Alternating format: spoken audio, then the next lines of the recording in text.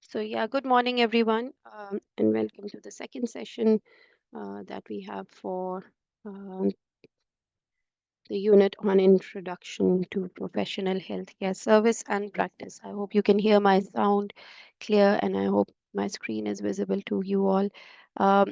Again, during the session, if you have any questions, if you have any queries, please let me know. Yeah, you can write it in the chat box. Hello. Hi, Sandra. Yeah.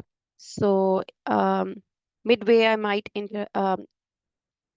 interrupt the session and just take your attendance. Summarize yesterday's. Okay. What I can do is, yeah, I can summarize it. So what I normally tend to do is when I talk about the assignment discussion, I do give a summary of both the sessions. But yeah, it's okay if you want it as a continuation. That's fine. Just give me a minute. Yeah, so I'll give a 5-minute summary of what we had talked about yesterday.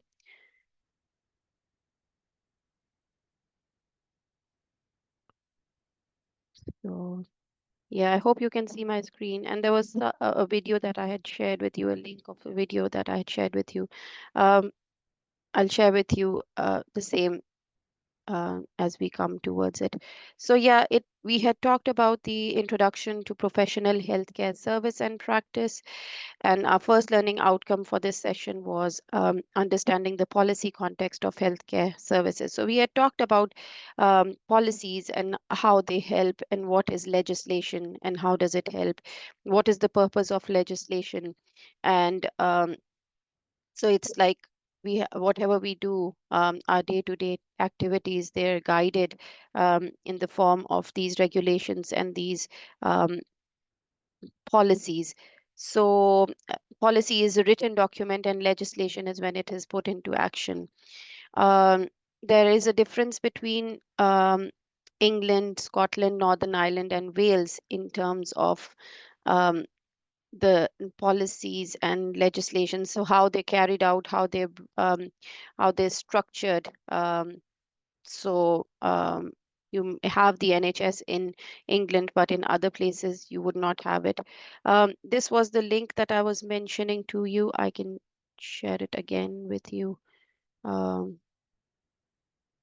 yeah, just give me a minute. Stop share.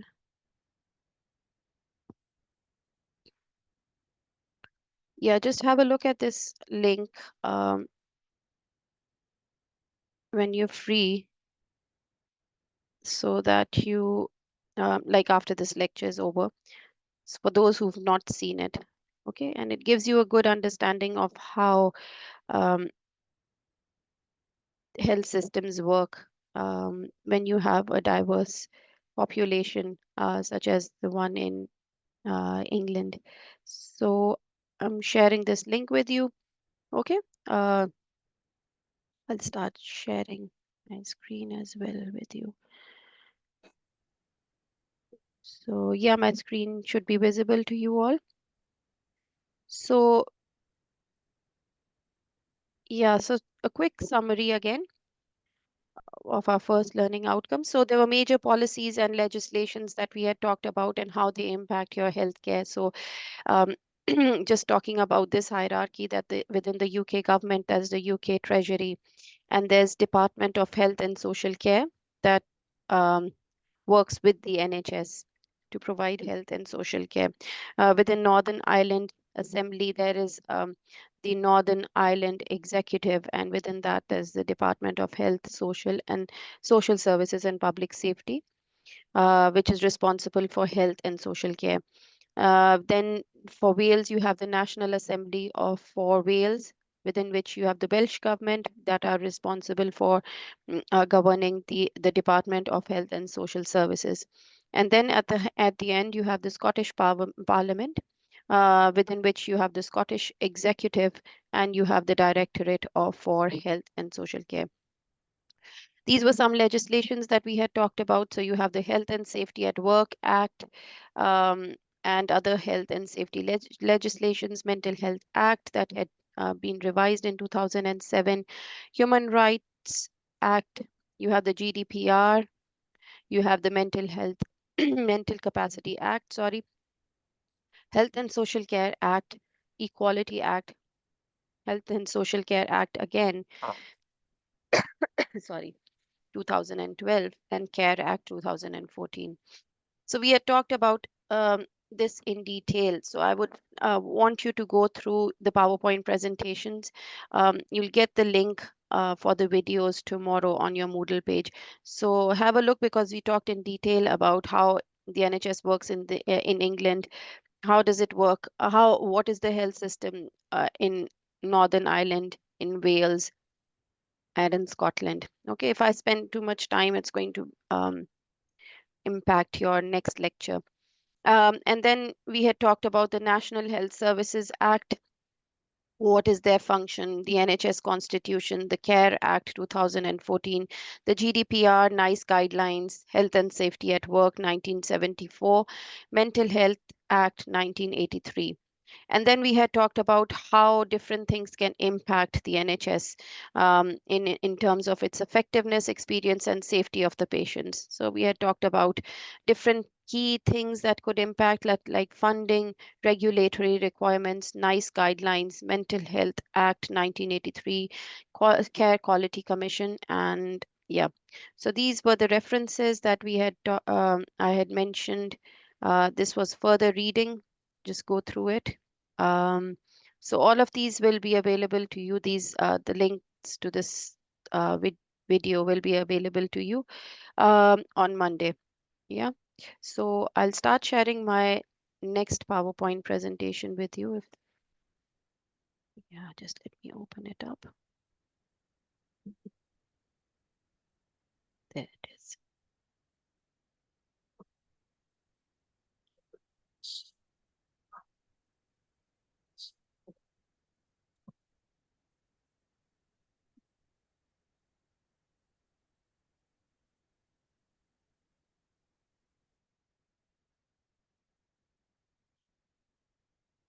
Okay. So we're starting our second learning outcome, which is your last learning outcome. Okay, and we'll talk about understanding the necessary requirements, or the requirements that are important or vital to working as a healthcare professional. So you need to know what requirements um, are in place for within the NHS when you're working in the NHS. What are they, and why are they important when you're working as a healthcare professional?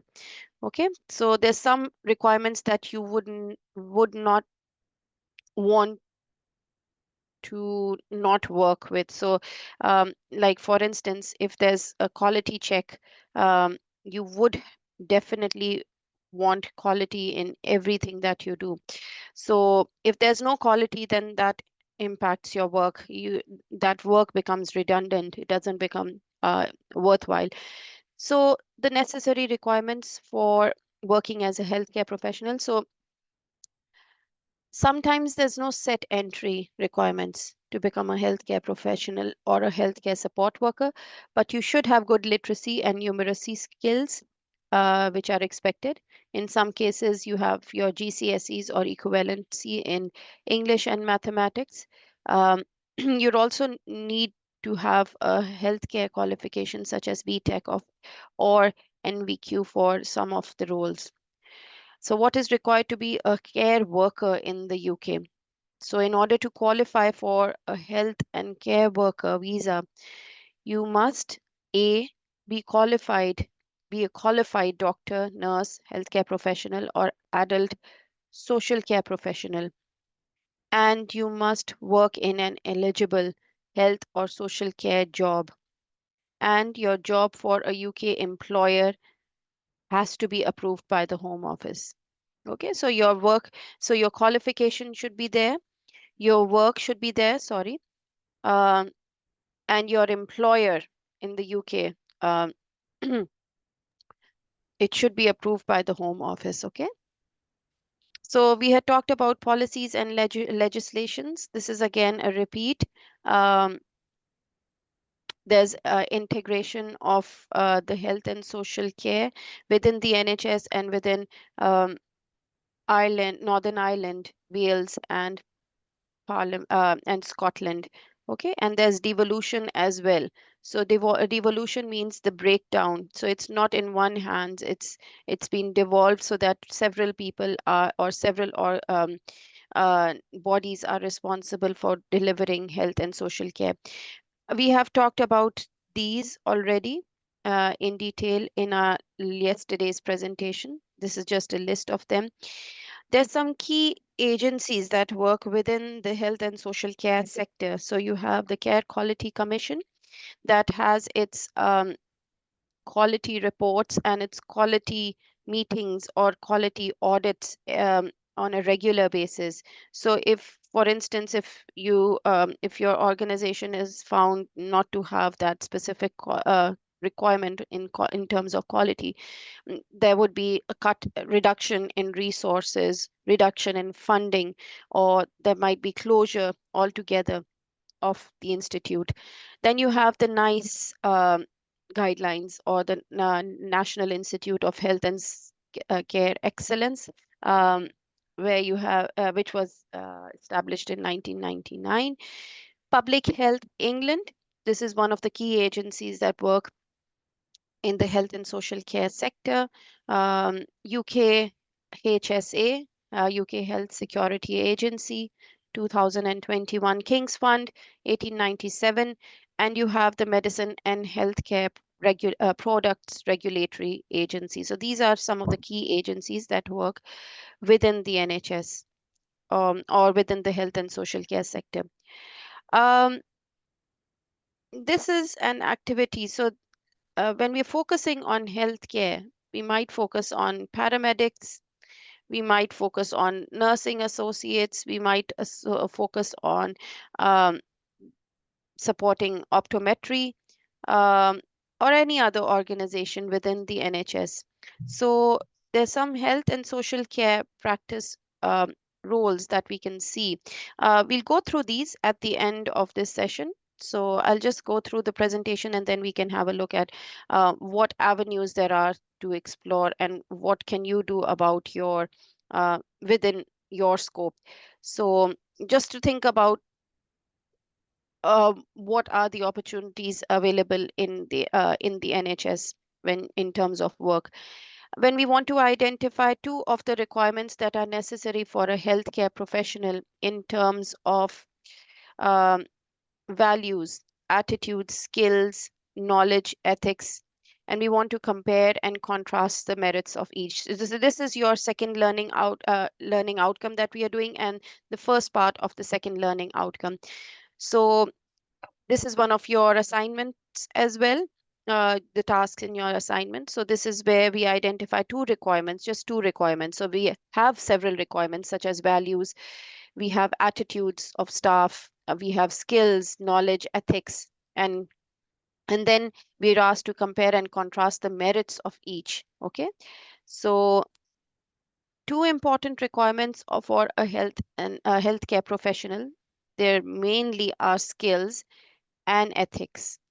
So when we compare and contrast the merits of each, we will get it will give us a better picture or better understanding of their importance in the healthcare profession. So when we talk about merits, um, so when we are applying it when we're looking at practical application, so healthcare professionals, they required, when we're talking about skills in particular. So when we talk about healthcare professionals, they require several skills, a wide range of skills. And these range from clinical skills, such as a physical examination, administering medications, and performing certain surgical procedures, not all. And those are more intricate or more, or they're the things, or they're the requirements that they're the procedures that require more advanced knowledge or more advanced skills. Um, And then you have communication skills like empathetic listening, explaining complex medical information, and building rapport with the patients. So all of these are extremely important, and medical professionals or healthcare professionals, they may work in any of these domains. So these skills are very important. They're very vital in providing effective and safe patient care. Then you have continuous improvement. So skill development is a continuous process. Okay. Um, um, as we have new techniques, technologies, and treatments that emerge, healthcare professionals must stay up to date and adapt their skills accordingly. So this will ensure that patients receive the best possible care based on the latest evidence and practice. So this is to keep yourself um, aware of what the latest practices are or the latest guidelines are, and it's continuous professional development or continuous improvement on your end so that you're up to date and you refine your skills according to that. Okay, so we've talked about skills and now we're talking about ethics. So what are the ethics? What are the merits of ethics? So trust and integrity is very important. So an ethical behavior is very important, and in order to establish trust between healthcare professionals and their patients. So this will include maintaining patient confidentiality, obtaining an informed consent, making decisions that would prioritize your patient's best interests. Okay, so you're keeping it patient centered. You're focusing on patient on the patient's interest. So trust and integrity are very vital for any relationship, and particularly when it comes to a patient provider relationship, it becomes even more important. So this will contribute to better health outcomes. Okay, and then professionalism. So when we adhere to a code of conduct, so it is very important to remain within your um, uh, uh, eh, eh, um, professional role. So when you're doing it, you're adhering to some codes of conduct or codes of ethics that demonstrates professionalism and a commitment to maintaining high standards of practice. So when you follow ethical guidelines, healthcare professionals can avoid several potential conflicts of interest, and these would be there to ensure equitable treatment for all patients and maintain public confidence in the profession. Okay, so a bit about the important requirements for a healthcare professional. So their values and knowledge. Okay, understanding the importance of each requirement highlights their significance within the healthcare uh, profession. So we have person-centered values. So there's 8 person-centered values. We'll talk about these, and just give me a minute. Sorry. So there's one that is compassion and empathy. So as a healthcare professional, you need to be compassionate. Whatever you are doing, it should come natural. And this is not something that you can be taught about. Yeah, we can give you training on it, but this is something that will be within.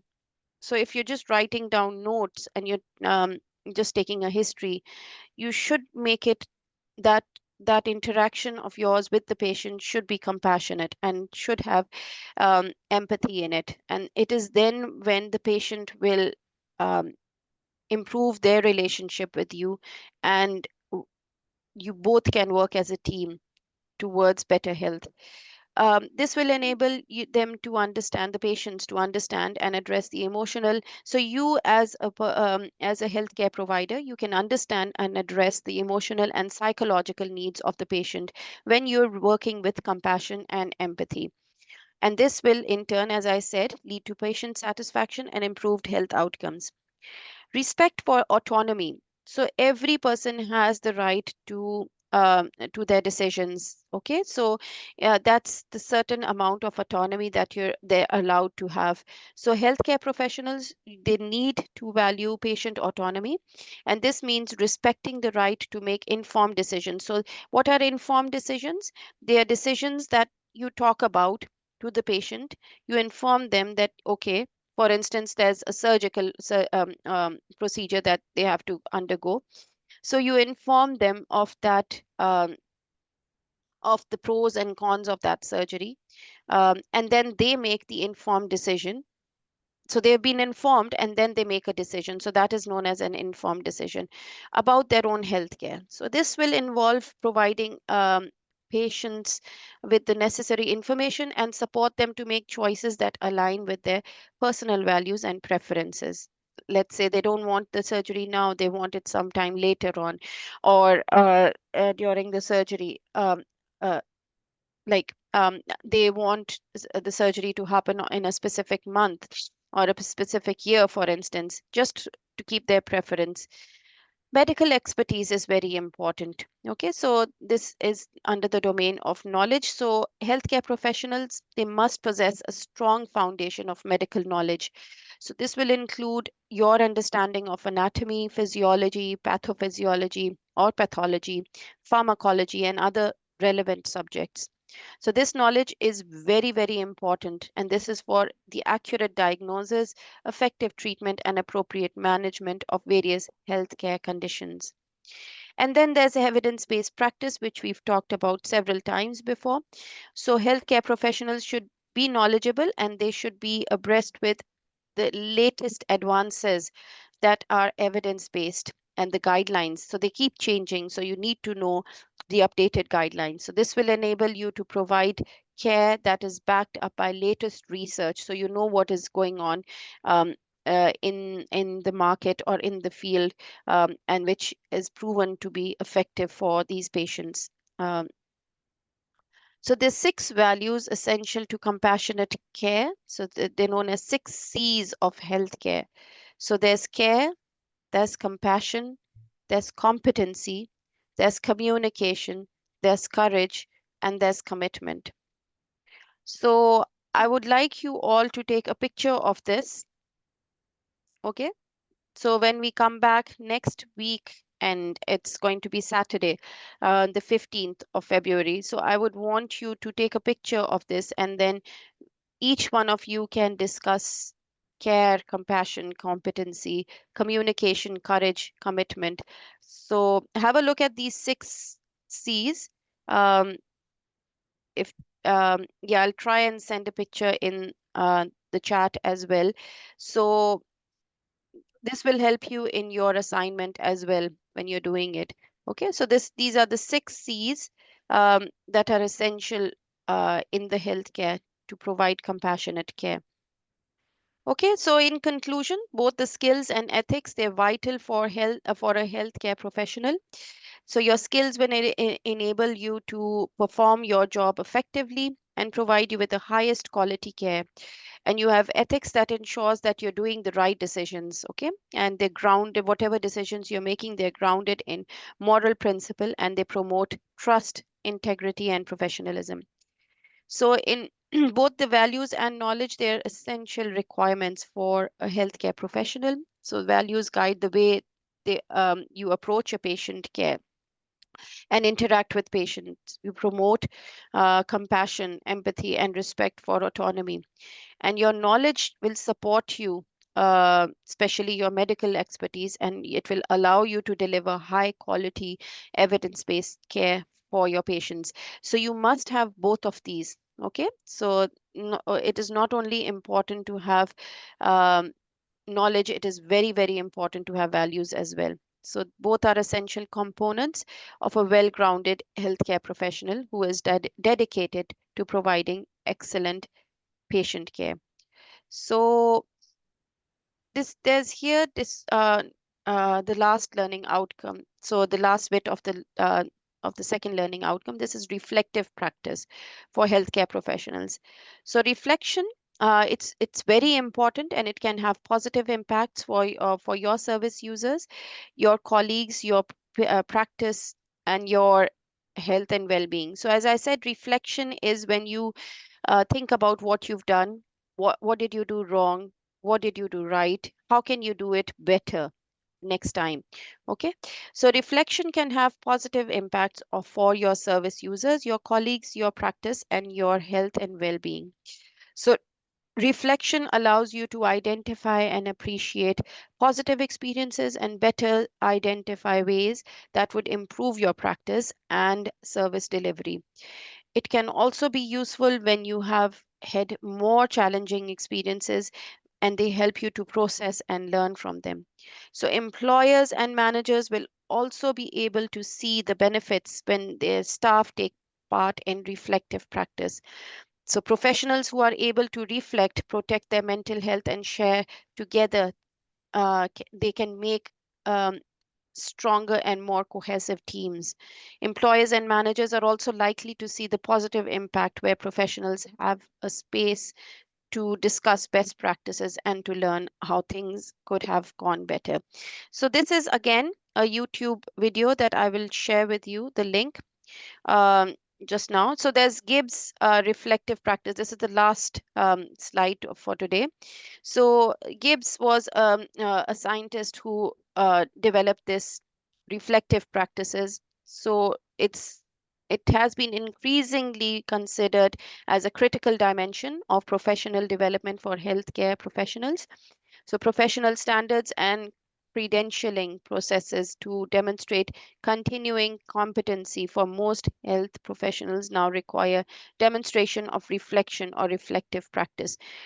So what it happens, it starts from a description.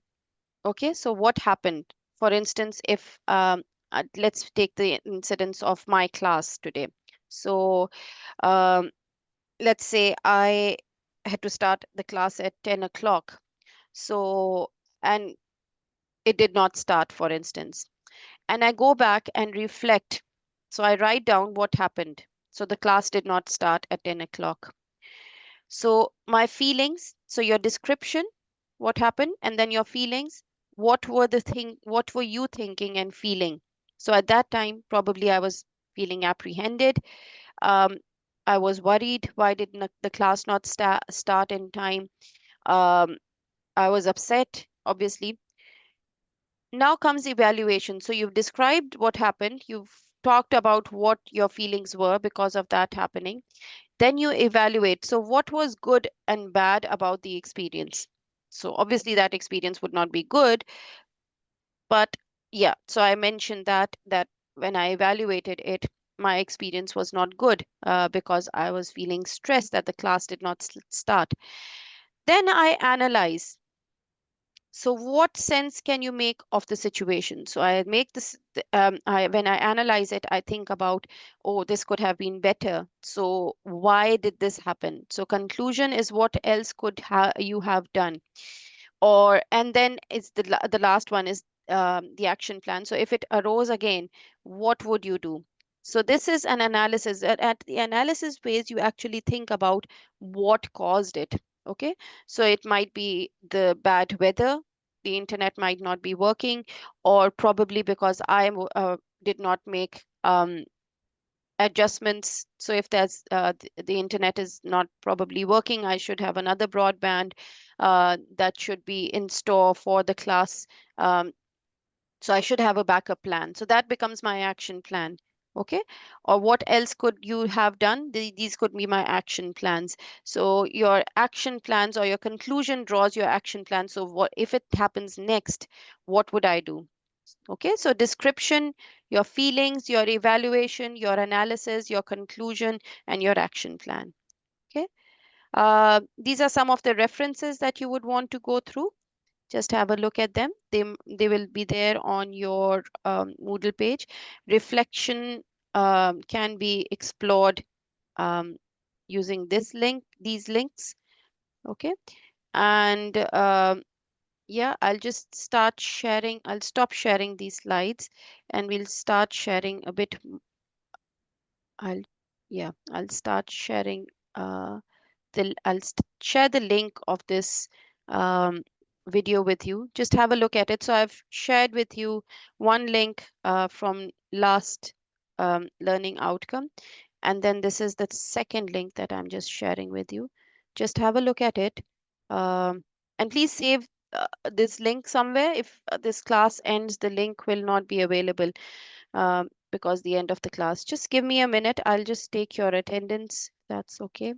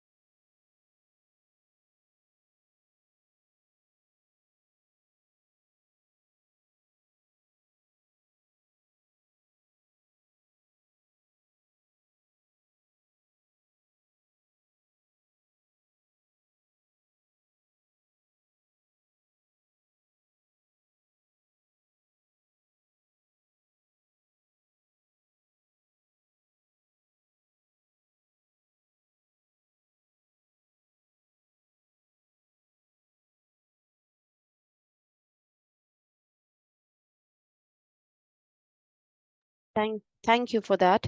Um, I'm sharing this link with you, just this third link also.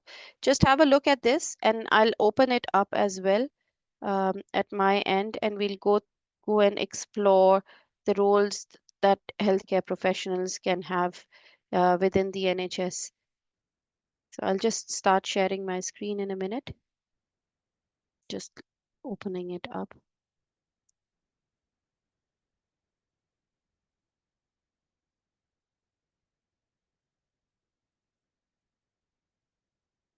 Okay, so I've just opened it up.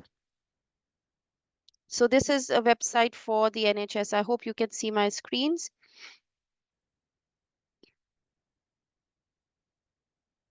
Okay, so for instance, these are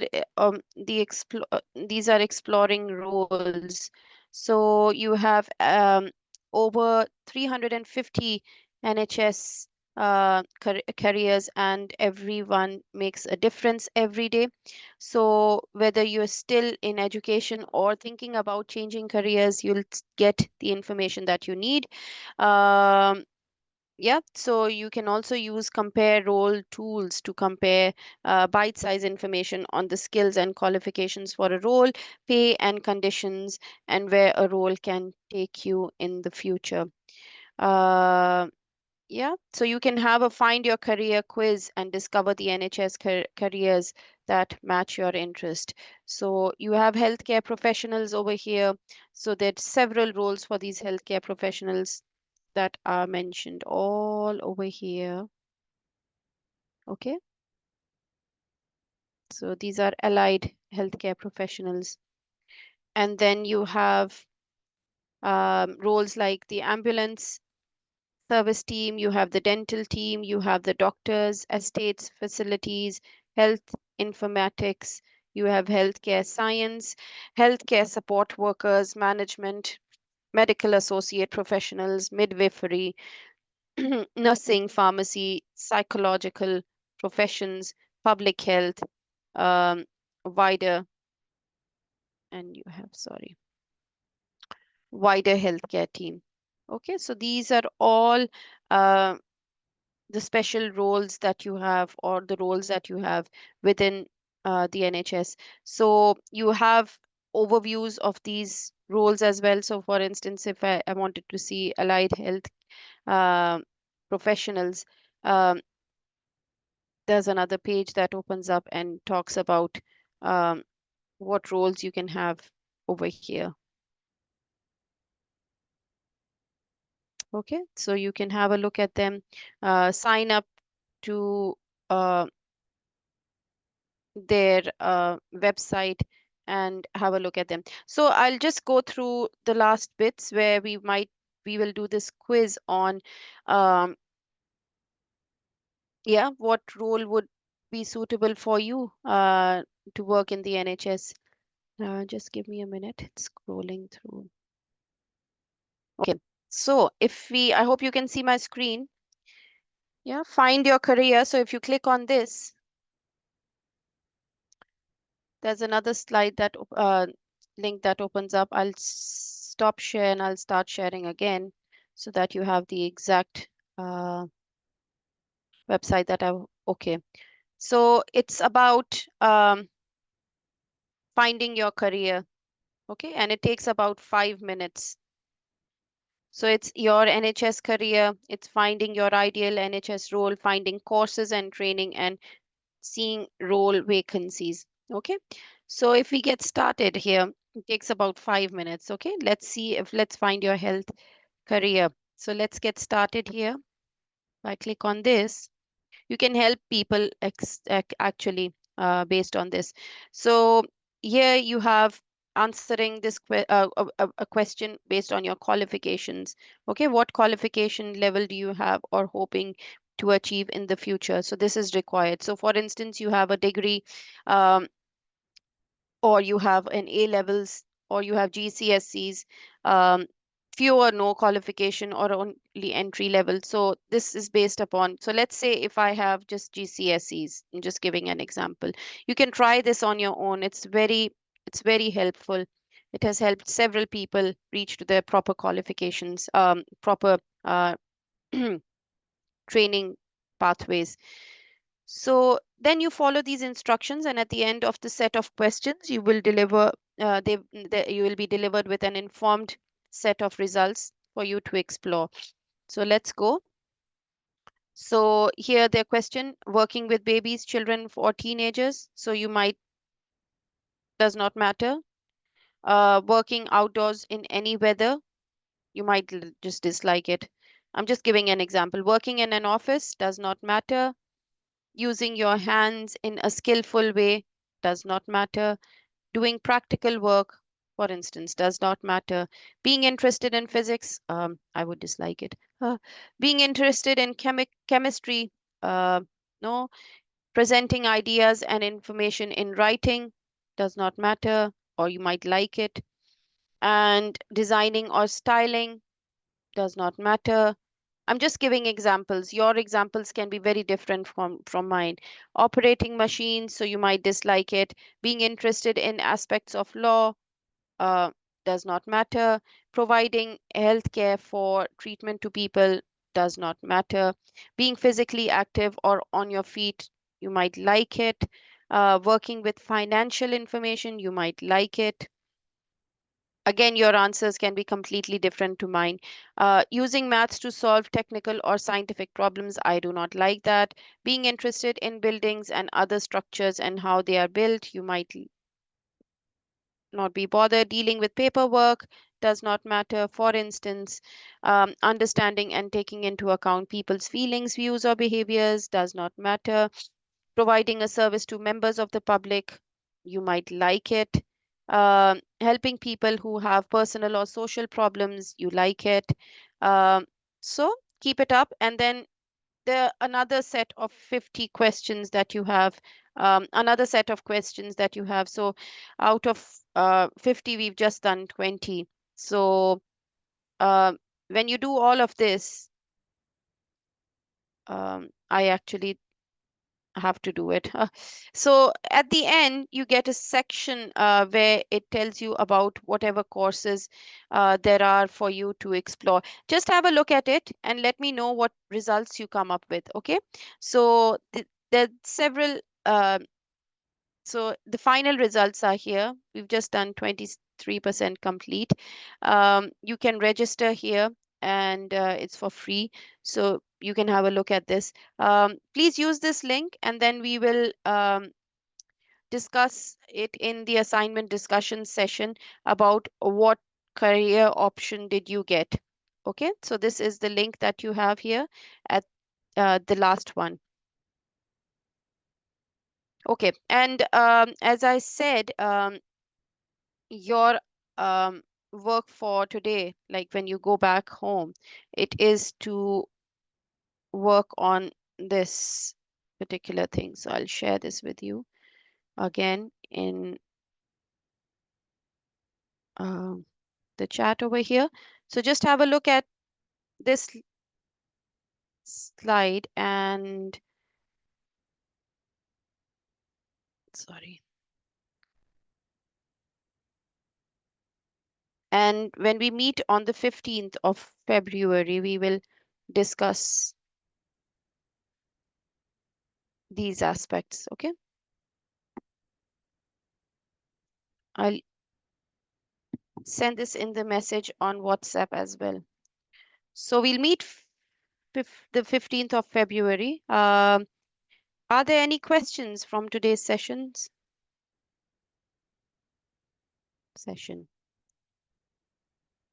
I'll stop recording the session.